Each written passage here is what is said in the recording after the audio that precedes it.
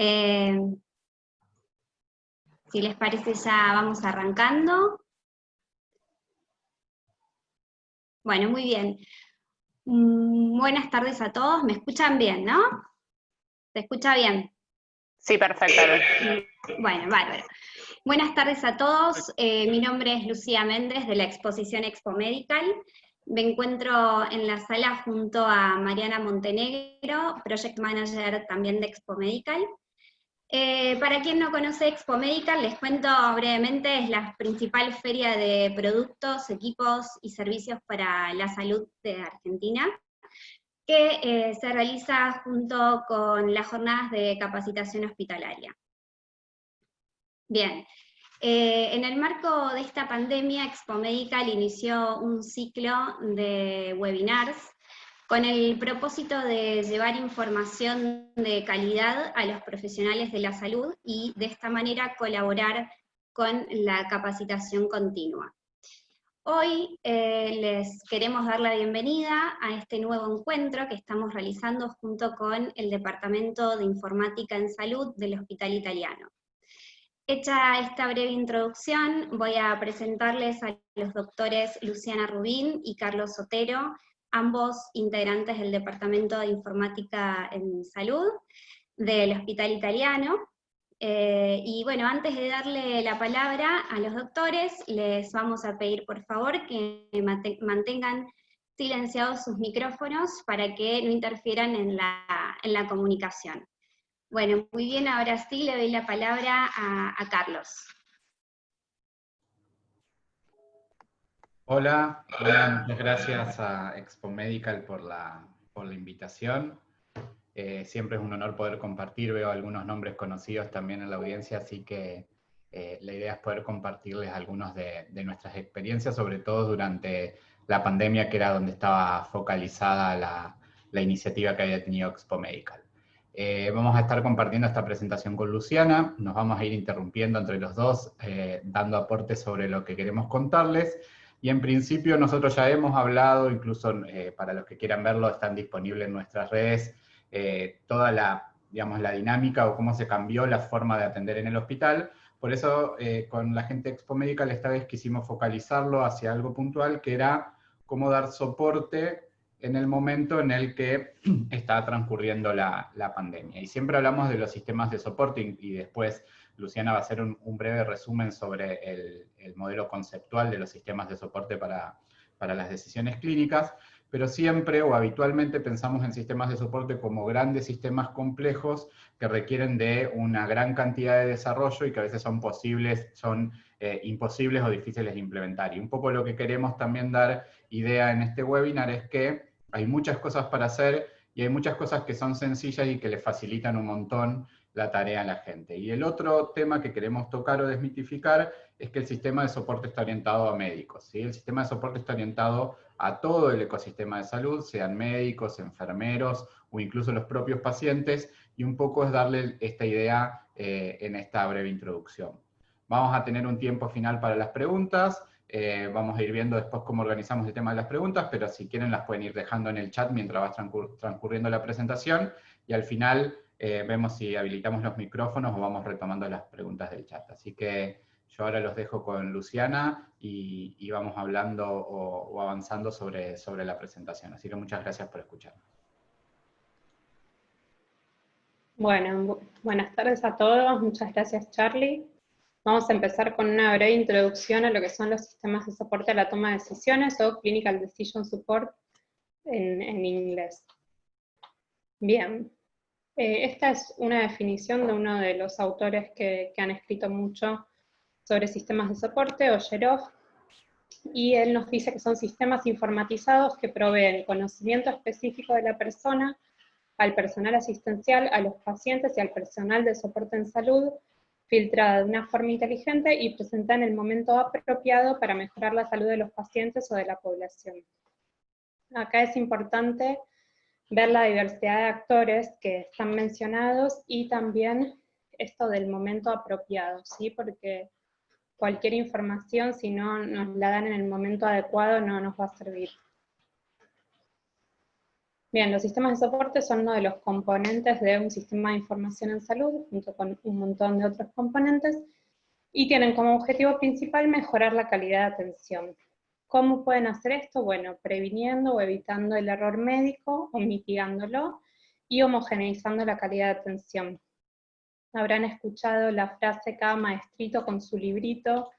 Esto también sucede en el mundo de la medicina, ¿sí?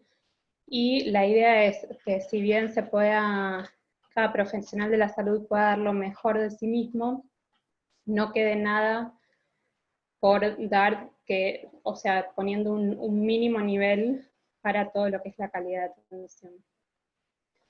¿Cómo surgen un poco los sistemas de soporte? Bueno, surgen porque el error médico es algo muy, muy importante en todo el mundo. Hace un par de años salió un informe de Estados Unidos que nos habla de que es la tercera causa de muerte, ¿sí? Y acá en esta cita podemos ver que supera a todo lo que son las muertes por accidentes de tránsito, las muertes por cáncer de mama y decía todo esto junto, ¿sí? Entonces es muy importante definir distintas estrategias para mitigar el error médico y una de ellas son los sistemas de soporte. En el 2009 Friedman publicó un documento que se llamó el Teorema Fundamental de Informática en Salud, que nos habla de que los humanos acompañados o asistidos por un sistema siempre van a ser mejores que el humano sin esta asistencia. Esto viene a reemplazar un poco la teoría del oráculo griego, en donde estaba el sistema por encima de cualquier otra cosa y reemplazaba totalmente al ser humano. Bueno, este enfoque nos habla de que no, que el sistema de soporte es una herramienta para ayudar al profesional de la salud y no para reemplazarlo nunca. Bien, brevemente vamos a hablar de lo que son los componentes de los sistemas de soporte clásicos. Me refiero a clásicos porque todos los que son los sistemas de soporte alimentados por datos, o sea, todo lo que son ubicados en las técnicas de inteligencia artificial actuales, van a tener una estructura distinta, pero esto nos va a dar una idea después de cómo poder armar un sistema de soporte y en qué partes fijarnos. Bien, siempre vamos a tener un input o una entrada en donde tomemos datos del paciente, por ejemplo, ¿sí? Y estos datos se van a procesar junto con información que va a estar en una base de conocimientos, por ejemplo, una base de conocimientos sobre fármacos, mediante un motor de inferencia o un motor de reglas, para dar una salida. Esta salida puede ser, rápidamente todos podemos pensar en una alerta o un recordatorio, pero también hay muchos tipos de salidas distintas que en un ratito vamos a ver. Entonces, cuando pensamos en sistemas de soporte, como les contaba recién, enseguida, o al menos a mí, tiendo a pensar en una alerta. Pero hay una clasificación de sistemas de soporte, que es la clasificación de Wright y otros autores, que los ordenan en 6 categorías, donde vemos aquí soporte para dosis de medicación, facilitadores de órdenes, alertas y recordatorios en el punto de cuidado, display de información relevante, sistemas expertos y soporte al flujo de trabajo, que hablan de mucho más que una simple alerta. En breve vamos a mostrarles algunos ejemplos que tenemos implementados en el hospital italiano. Para que todo esto funcione, necesitamos un backend o requerimientos funcionales del lado de los sistemas de información que puedan conectar, alimentar y servir a los sistemas de soporte, justamente para que estos sean exitosos.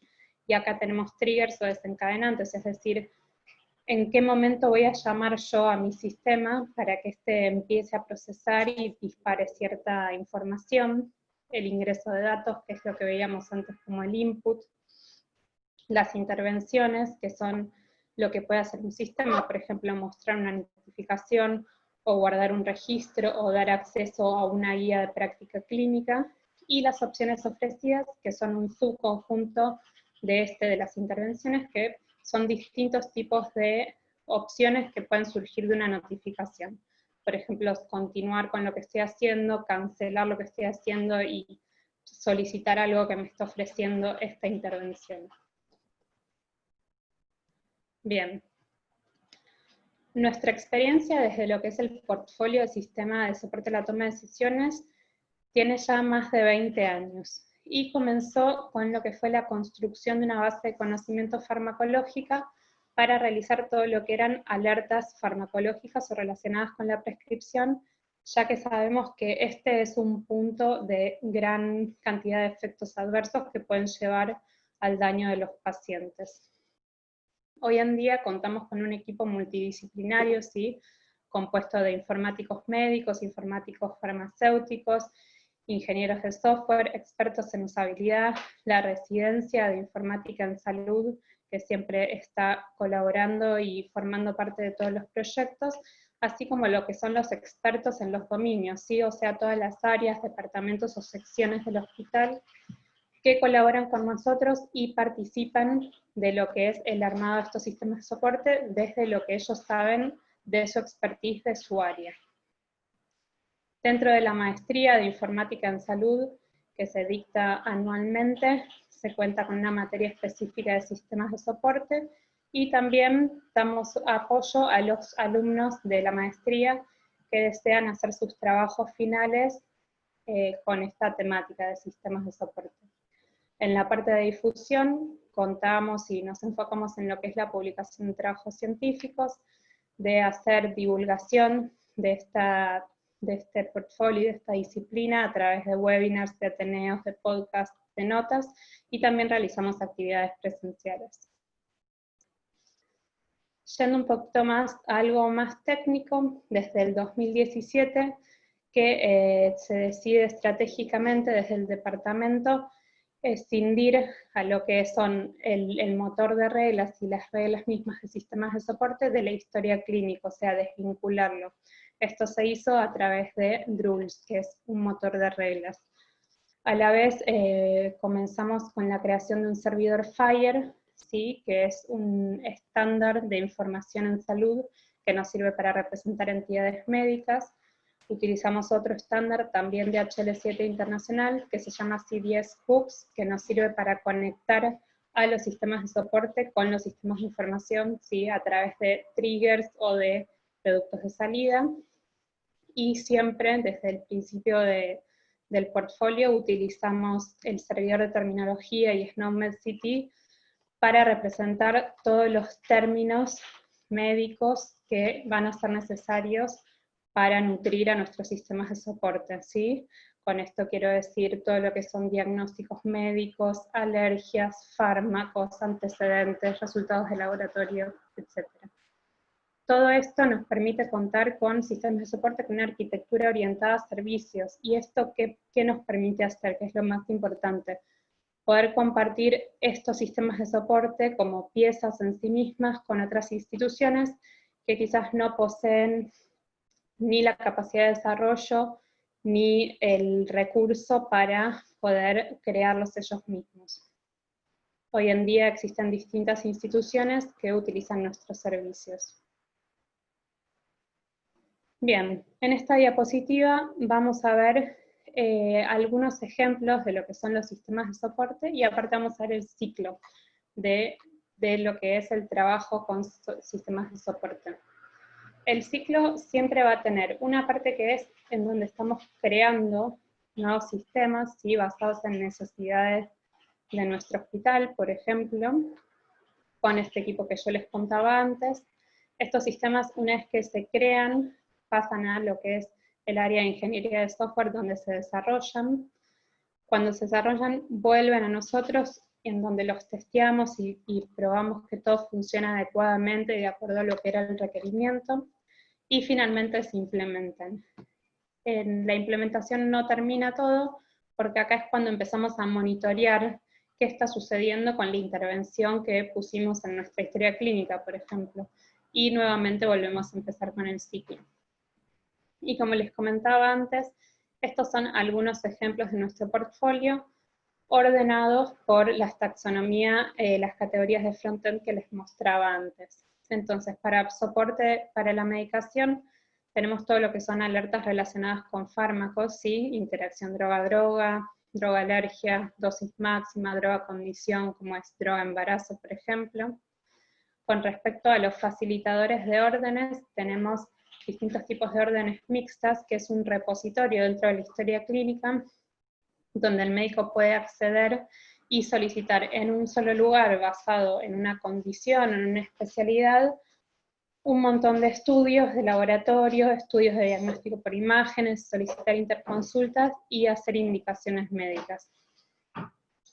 En lo que es la categoría de alertas y recordatorios en el punto de cuidado, contamos con planes de cuidado quirúrgicos, tenemos un circuito de valores críticos en donde si hay un valor de laboratorio muy alterado, se activa todo un circuito que surge desde el laboratorio, llegando al médico coordinador o tratante de ese paciente.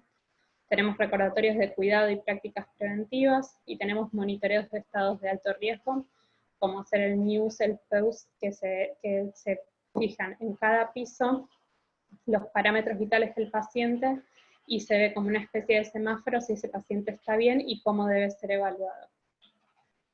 Con respecto a display de información relevante, nuestra historia clínica cuenta con InfoButtons, que es un estándar también de HL7, en el que yo, al hacer clic en un botoncito azul que está pegado a un fármaco o a un problema, voy a poder acceder a una base de conocimiento y, dado mi contexto, o sea, si yo soy un profesional de la salud o si soy un paciente, y si el paciente sobre el que estoy es un adulto, un niño, un hombre, una mujer, me va a mostrar información contexto específica. Contamos con display de costos de medicación, una interfaz contexto sensible, que es la interfaz de oncología, donde se cargan todo lo que son los protocolos de quimioterapia, y un vademecum online llamado IDRAX, que tiene acceso a más de 1.200 sustancias farmacológicas y su información estructurada. Con respecto a sistemas expertos, tenemos herramientas de evaluación de riesgo, monitoreo de insuficiencia renal, interpretación de resultados de laboratorio, y Artemisia, que es un sistema de inteligencia artificial que ayuda a los médicos de diagnóstico por imágenes en la identificación de opacidades o densidades mamarias en las mamografías. Y por último, en lo que es la categoría de soporte al flujo de trabajo, contamos con una herramienta de reconciliación de medicamentos, tanto al inicio de un episodio de internación como al alta, soporte para prácticas, que en un ratito vamos a ver, plantillas y autoexpansión de abreviaturas. Le voy a pasar la palabra a Charlie para que les cuente un poquito más. Bueno, la idea de por qué invertir tiempo y recursos con respecto a los sistemas de soporte tiene que ver un poco con la política o la misión que tiene el hospital, que es de buscar la excelencia en los procesos de atención y lograr la calidad para prevenir el error. En esa línea nosotros nos hemos sometido a diferentes niveles de acreditación, por Joint Commission, por el Colegio Americano de Patólogos y por HIMSS, para que nos dieran una visión externa de cómo estos procesos estaban siendo implementados. Obviamente que la evolución científica o la descripción de la evolución científica ha demostrado que los sistemas de soporte para la toma de decisiones tienen efectividad, son efectivos en el cuidado de la salud, pero obviamente tienen que tener una política de implementación. Uno no puede implementar sistemas de soporte de manera desintegrada y que ocurran, por ejemplo, inconsistencias a la hora de alertar sobre qué fármaco usar para una patología y no alertar que ese paciente es alérgico para ese fármaco en particular. Entonces, poder tener una política ordenada de sistemas de soporte tiene que ver con estos procesos de acreditación y tiene que ver con cómo se llevan adelante los flujos de trabajo para garantizar que estos sistemas de soporte realmente están teniendo un impacto positivo en el cuidado de la salud. Esto es un poco la idea de contarles por qué tenemos estos procesos o cómo validamos estos procesos. Muchos de los sistemas de soporte, incluso los que existen de manera comercial, están validados por ejemplo, la FDA o por el Sistema Europeo de Acreditación de Tecnología Médica, pero no tenemos eso todavía en Argentina. Entonces, frente a la imposibilidad de poder validar técnicamente por una institución externa, por un auditor externo, si nuestros sistemas de soporte realmente son válidos y seguros, es que buscamos la forma de poderlos poner a disposición de estos procesos de acreditación y poder obtener. Por otro lado, más allá de esta lógica puntual por la que nosotros buscamos estos procesos de acreditación, estos propios sistemas estos propios sistemas de acreditación, como Joint Commission o como HIMSS, tienen requerimientos específicos que tienen que ver con cómo se da soporte, sobre todo para los procesos de alto riesgo, como la prescripción de medicamentos, la prescripción oncológica puntualmente, y los procesos de alto riesgo, como pueden ser los procesos quirúrgicos. Así que ese es un poco el contexto de estándar internacional en el cual abordamos nuestra política de sistemas de soporte para la toma de decisiones. Lu, ¿seguimos? La idea ahora es entonces contarle cómo fue todo el proceso desde que se declaró la pandemia y desde que entramos en un proceso diferente de cuidado, de prestación de servicio a nuestros pacientes, ir contándole todas las intervenciones que fuimos generando en nuestro sistema de salud para, obviamente, dar soporte. ¿Cuál es la principal ventaja que tiene en la funcionalidad o en el día a día esto que Luciana nos contaba de tener un motor de reglas, de poder gestionar nuestro propio motor de reglas, de poder implementar nuestros propios sistemas de soporte? Principalmente tiene que ver con esto, con nuevas patologías o con patologías que hasta ahora no conocíamos cómo se van a comportar y que tienen un comportamiento muy dinámico, en donde todo el momento aparece una evidencia nueva, cómo nos permite a nosotros ir variando o ir modificándose sobre la marcha la estrategia sobre la que vamos dando soporte. Y por otro lado, frente a un montón de información que se va generando todos los días, cómo acercarles información a los que están trabajando en el día a día en el hospital para que todos obtengan el mismo nivel de datos o el mismo nivel de cuidado, y ahora vamos a ver un poco cómo se fue implementando todo esto. Bien. Acá hay un breve listado de lo que vamos a hablar en los próximos minutos, donde primero vamos a hablar de lo que es el circuito de identificación de los pacientes COVID.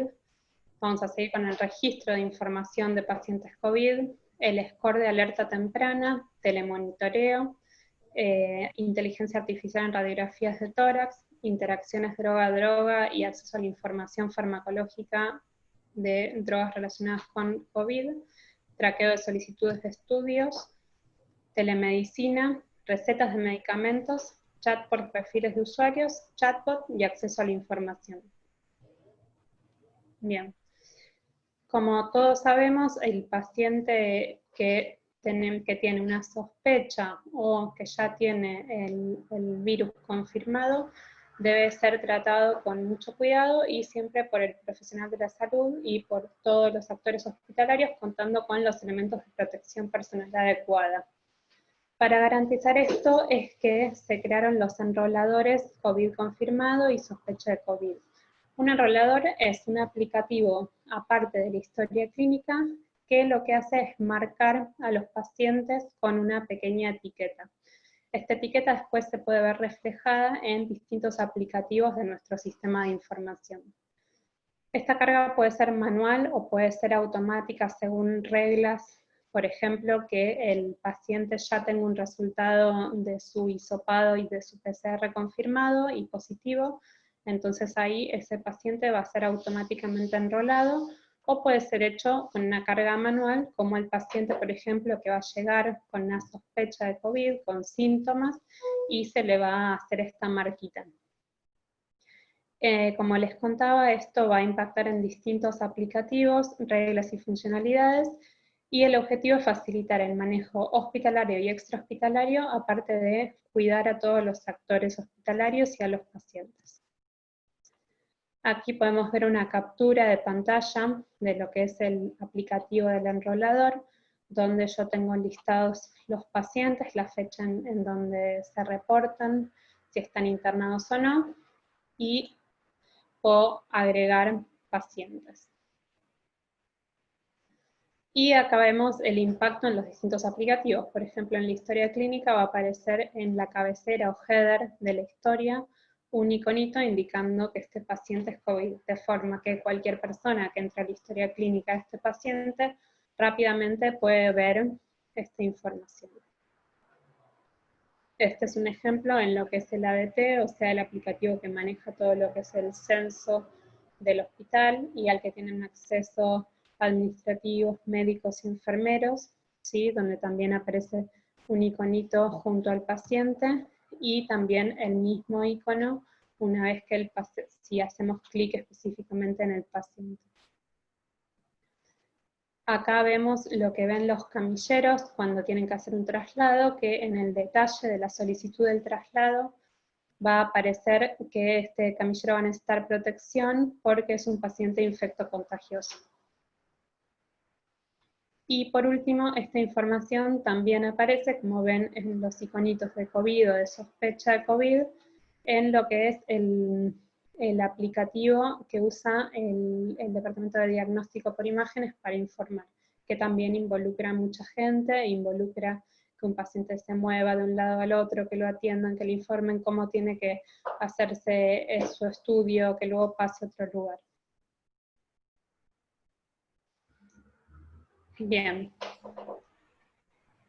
Ahí, Lu, si querés te interrumpo un segundo. En la pantalla anterior, uno de los puntos fundamentales a tener en cuenta, uno siempre hace foco en que la información esté disponible en la historia clínica electrónica, pero es tan relevante como la historia clínica electrónica al resto de los sistemas administrativos, porque generalmente el primer contacto que tiene cualquier paciente con sospecha o con diagnóstico confirmado tiene que ver con un área administrativa. Entonces, tener correctamente identificados los pacientes en todos los sistemas, digamos, de manera transversal, posibilita que puedan tener el cuidado adecuado. Por eso es importante tenerlo registrado e integrado en todos los sistemas. Idealmente esto debe ocurrir de la misma manera. Como estas instancias son muy visuales, mantener un mismo código visual para los diferentes sistemas hace que todos identifiquen el riesgo, la patología, digamos, esto mismo que hoy nosotros estamos mostrando para COVID, lo utilizamos para otras situaciones en particular, como pueden ser otros gérmenes resistentes o algún cuidado de aislamiento que requiere el paciente, como un paciente neutropénico, y debe ser transversal a todos los sistemas que funcionan en el hospital.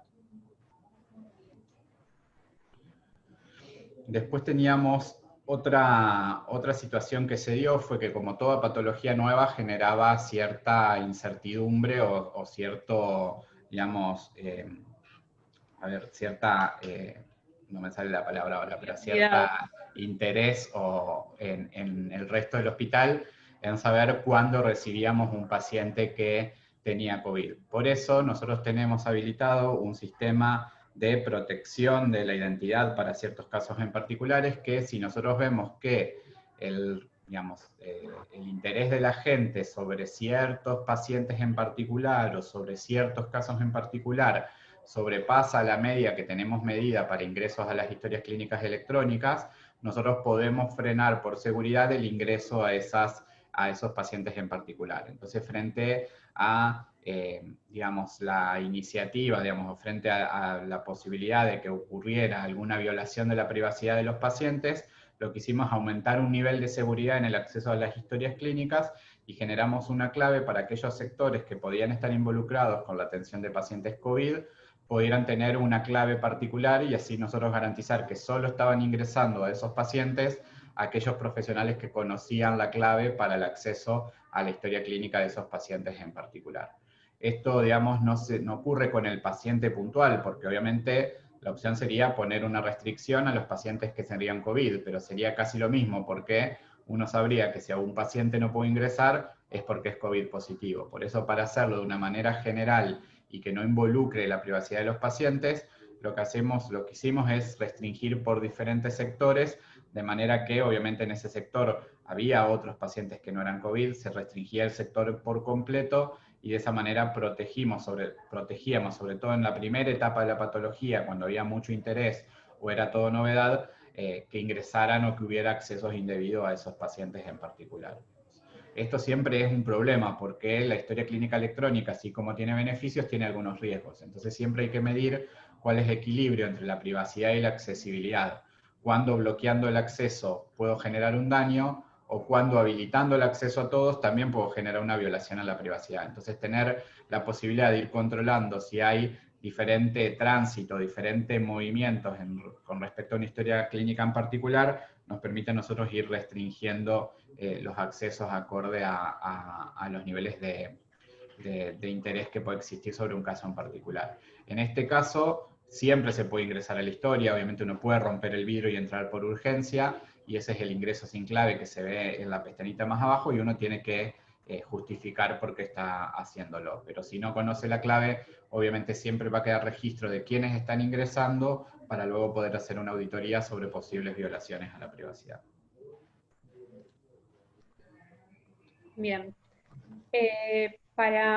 Como les contaba antes, para garantizar la homogeneidad en la calidad de atención, se creó una ficha o un conjunto de fichas que corresponden a COVID, sospecha o diagnóstico, cada una representando un ámbito. Por ejemplo, tenemos la ficha inicial, el módulo de funcionalidad terapéutica, que es solo para los mayores de 60, la ficha de la evolución de sala o de unidad cerrada, la de ambulatorio, de seguimiento o de telemonitoreo, etcétera, donde se registran todas las cosas que debemos registrar como profesionales de la salud ante la atención de un paciente COVID. Y de esta ficha van a salir luego cuando hablemos información sobre telemonitoreo y sobre el score de alerta temprana. Así que recuérdenla. Bien, el score de alerta temprana, como les contaba antes, es una herramienta de valoración de riesgo. Esto es un módulo que está dentro del módulo de enfermería, en donde los enfermeros y enfermeras registran signos y parámetros vitales de los pacientes. Esto da un puntaje de un score que ya existe y que existe en la bibliografía, y que nos da una valoración del riesgo de ese paciente en forma de colores. Acá podemos ver que se ve news rojo, este sería como el color más alto.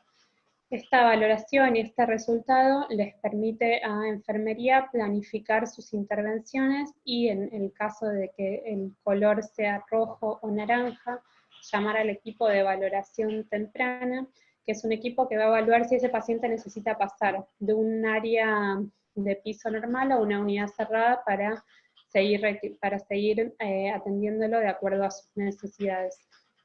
Bien.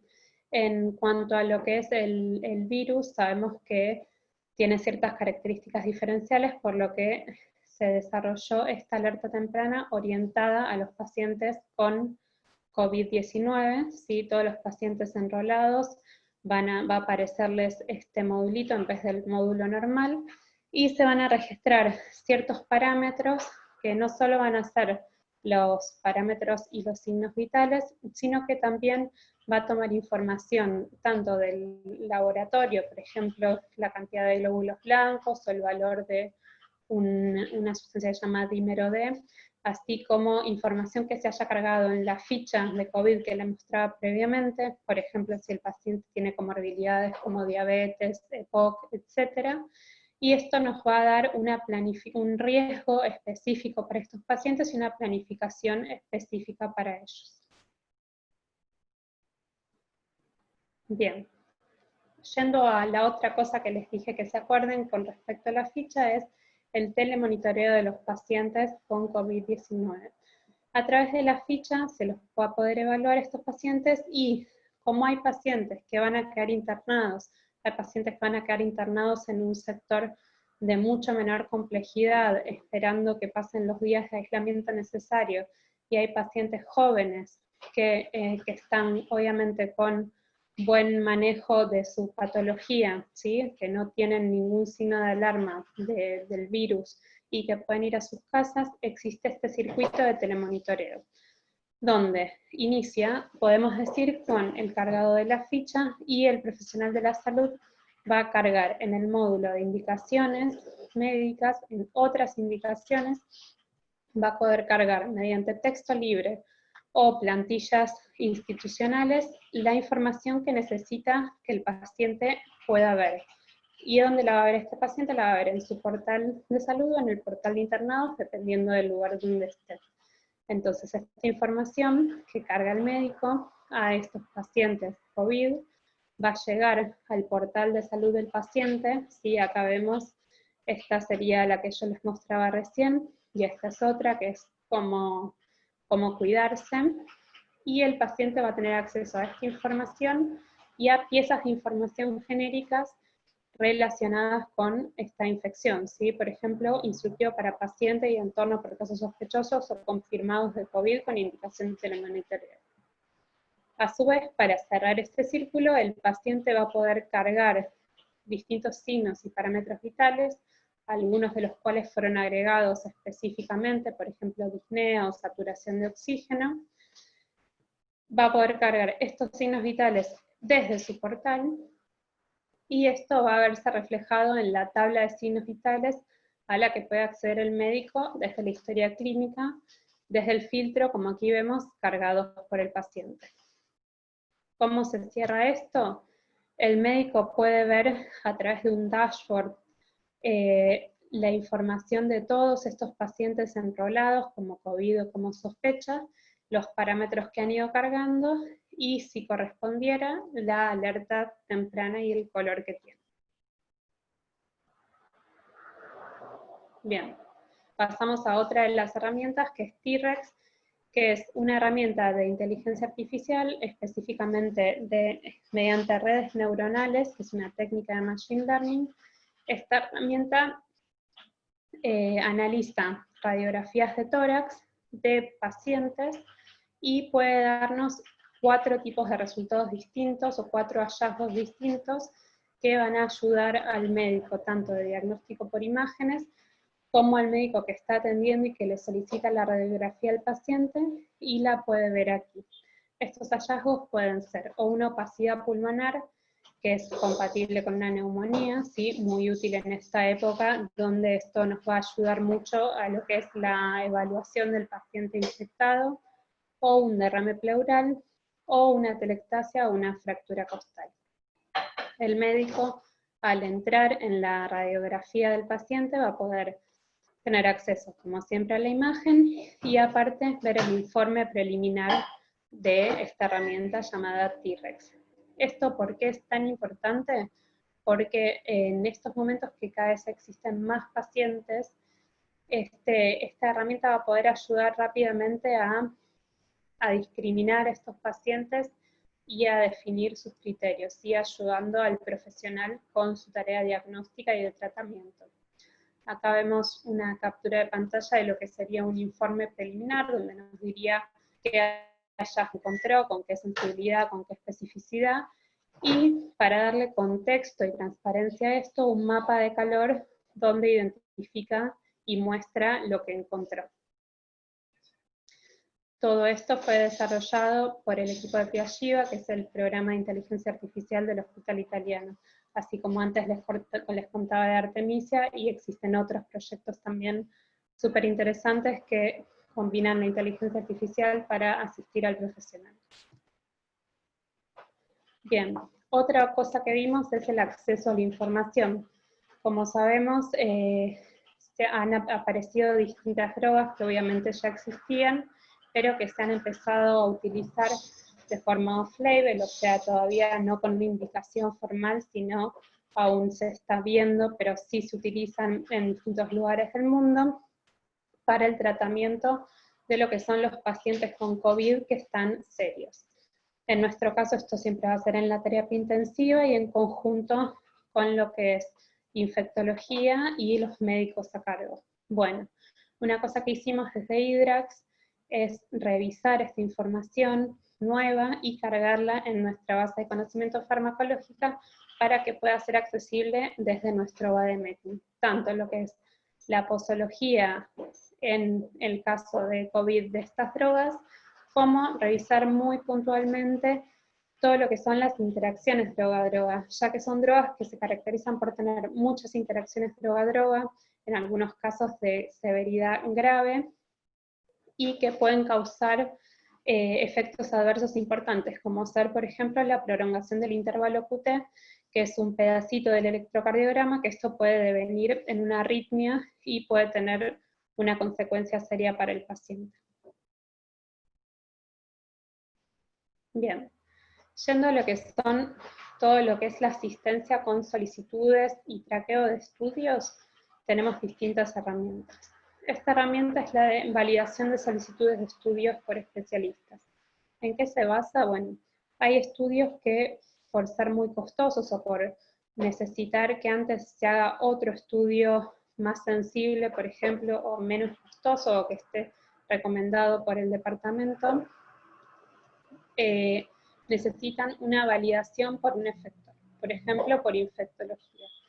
Estos estudios lo que hacemos es, desde lo que es el ABM de prácticas, es el aplicativo desde donde se manejan todas las los estudios con los que cuenta el hospital y la historia clínica, se agrega el campo de que necesita ser validado este estudio. Entonces, cuando el profesional pide este estudio, va a ver que tiene este botoncito de validar. Esto significa que hasta que no sea autorizado este estudio, no va a ir a la cola del laboratorio para que sea automáticamente, como sí sucede con el resto de los estudios. Esto obviamente va a alimentar una lista de trabajo en donde nos va a decir que fue solicitado este estudio, en este paciente, en qué ámbito, y le va a dar la oportunidad, en este caso al infectólogo, de entrar en ese paciente y decidir validar este estudio, de forma que ya ingrese en la lista del laboratorio y se pueda hacer, y en el pedido del estudio quede validado por y el nombre del profesional, o que lo rechace, siempre con una justificación, y también se verá canceló y un motivo. Otra herramienta que es útil en este caso es la alerta de estudio pendiente. ¿Qué pasa acá? Bueno, hay estudios que no tiene sentido pedirlos repetitivamente, no dejando pasar cierto intervalo de tiempo. Por ejemplo, un paciente que se está recuperando de una neumonía y que se va de alta, no tiene sentido repetirle una placa de tórax antes de las 2 semanas porque no se van a ver cambios. Entonces, de esta forma, sí, caracterizando cada estudio con su tiempo máximo o mínimo en el cual se puede volver a solicitar, el médico que lo pida, si el estudio ya está pedido con una fecha menor a la que se determinó, aparece esta alertita, esta ventanita emergente, en donde nos explica que este estudio fue solicitado hace menos de 21 días. ¿Pueden haber excepciones? Sí, siempre pueden haber excepciones. Entonces, es importante recalcar que este tipo de alerta no es hard stop, o sea, no es que me dicen no puedes pedirlo y punto, sino que me da la opción de solicitarlo de todos modos, justificando por qué lo estoy haciendo. Como les contaba antes, en la pata de monitoreo de las intervenciones, esto puede llegar, por ejemplo, al comité de infecciones, que evalúen por qué se está pidiendo este estudio antes de los 21 días, y así hacer la intervención que ellos crean necesaria. Otra de las herramientas relacionadas con las solicitudes de estudio es, a veces necesitamos tener una devolución, un feedback de cuándo este estudio está hecho, especialmente en lo que es el ámbito ambulatorio, que es en el que el paciente, yo le indiqué el estudio, se lo hizo, y no voy a tener feedback de esto hasta que el paciente no vuelva con su turno o me avise. Entonces tengo esta funcionalidad donde puedo elegir si mediante correo electrónico, mensaje de texto o en el listado mío de mi historia clínica electrónica, puedo ver los estudios que ya están realizados, apareciendo un iconito diferente con cada opción que yo seleccione, y poder ver cuándo este estudio se hace. Esto es muy útil, por ejemplo, para estudios que necesito saber rápido qué dieron. Bien, yendo a otro tema, tenemos lo que es telemedicina.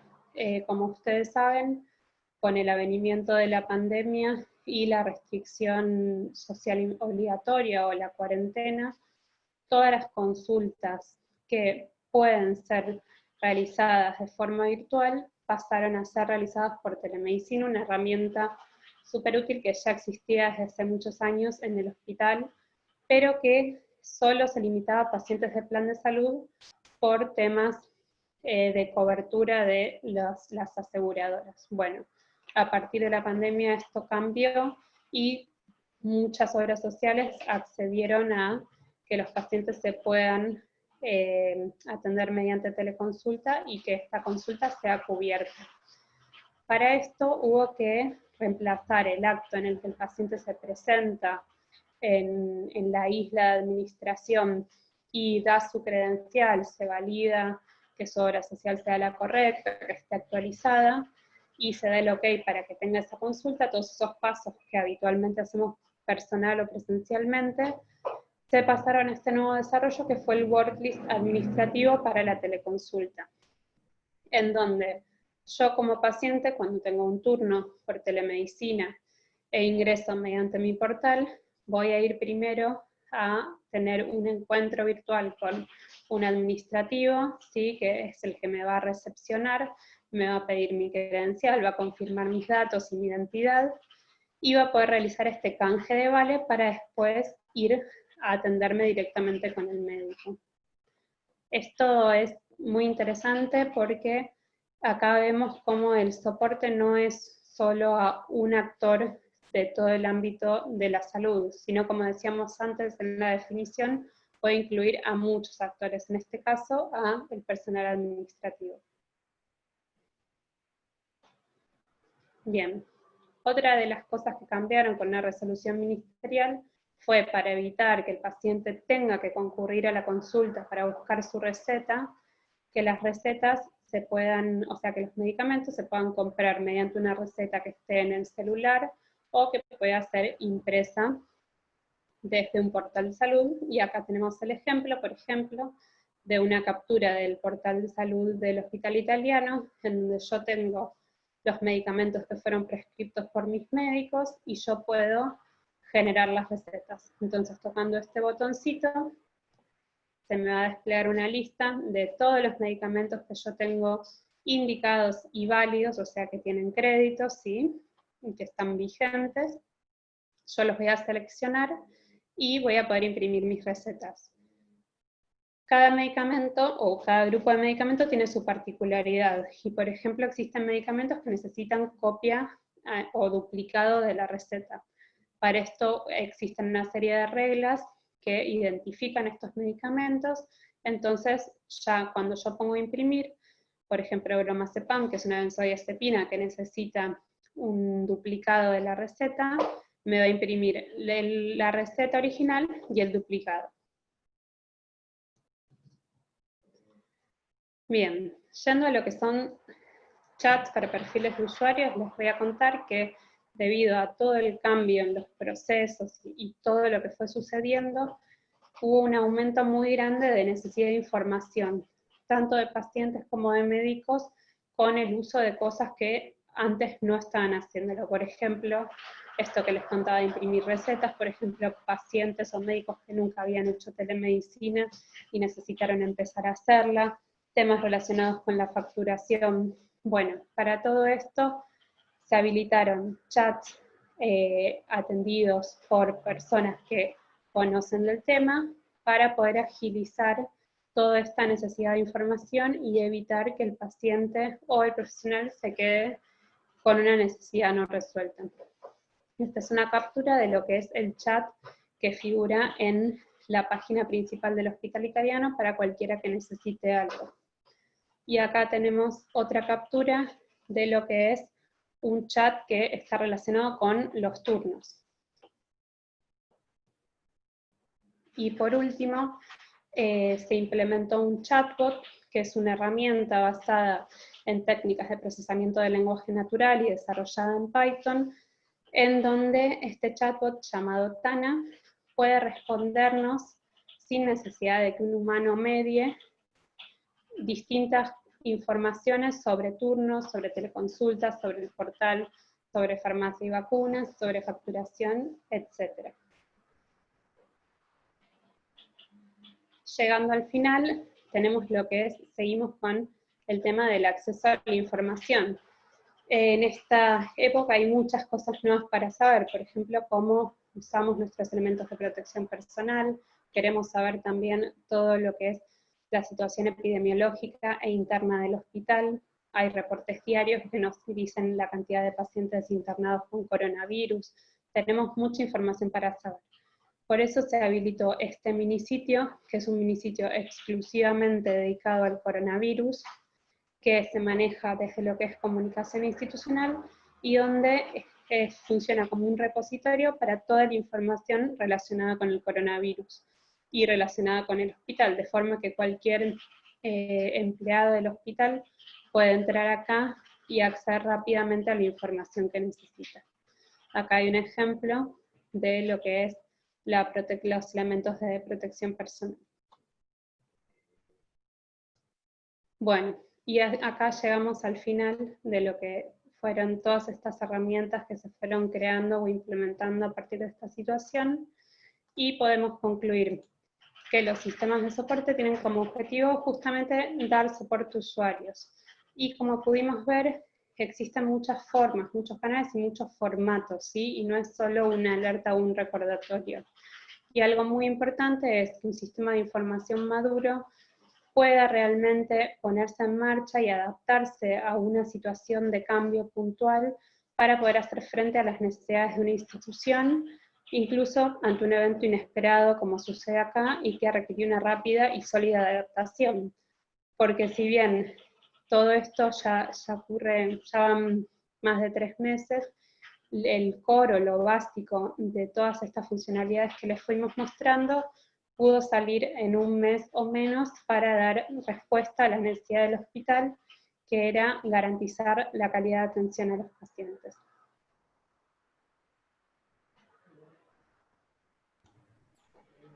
Bueno, muchas gracias, Lu.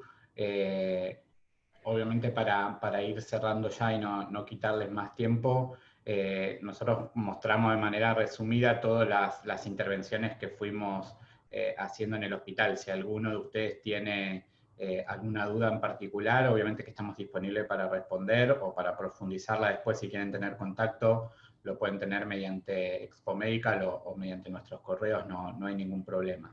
Y ahí ya vi que había algunas preguntas en el chat. Preguntaba Elena si los enfermeros usaban estos sistemas, y después preguntó también si tenían o formaban parte del comité de diseño.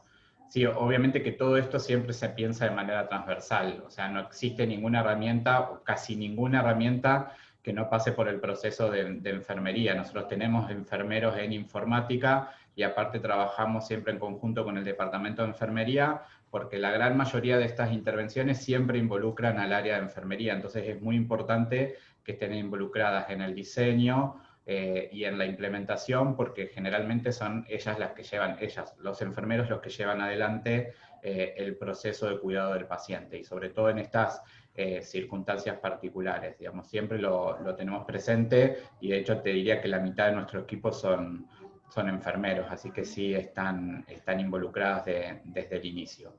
Cuando nosotros, y eso está bueno que Elena lo traiga en la discusión, cuando nosotros hablamos de historia clínica electrónica, de sistemas de información, de sistemas de soporte, siempre terminamos como poniendo en el foco al área médica como la principal involucrada, y eso ya está, digamos, disponible en la bibliografía, que no es así. Hoy la mayor cantidad de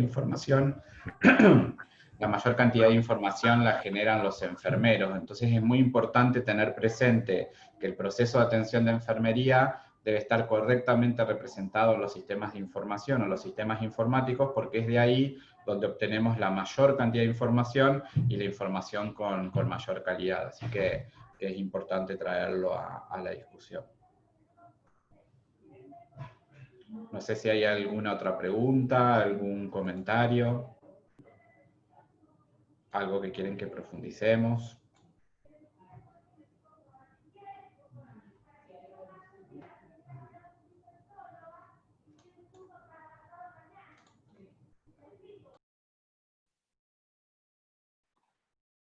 Bueno, Carlos y Luciana, mientras tanto, les agradecemos desde Expo Medical el tiempo dispensado para hacer su presentación y compartir su experiencia y el conocimiento en el área, en este momento tan necesario y tan particular que estamos viviendo todos, y ustedes, los profesionales de la salud.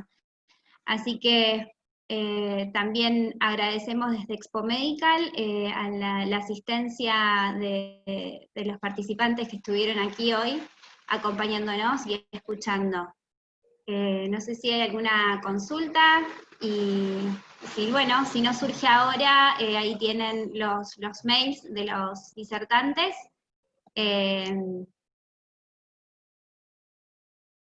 Bueno, muy bien, entonces damos por finalizado este webinar.